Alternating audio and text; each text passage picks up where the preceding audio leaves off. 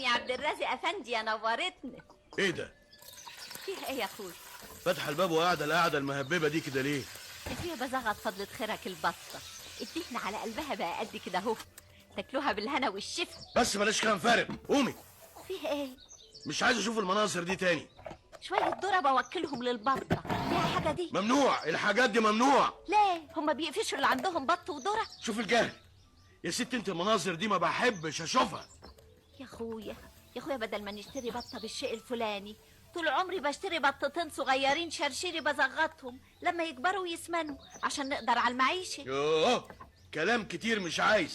مش عايز اشوفك قاعده القعده دي تاني قدام الباب، انت فاهمه؟ حاضر يا اخويا، حاضر حاضر. الراجل جراله ايه؟ خد يا اخويا. ايه ده؟ ده فراش المدرسه جاب لك الورقه دي من عند الناس.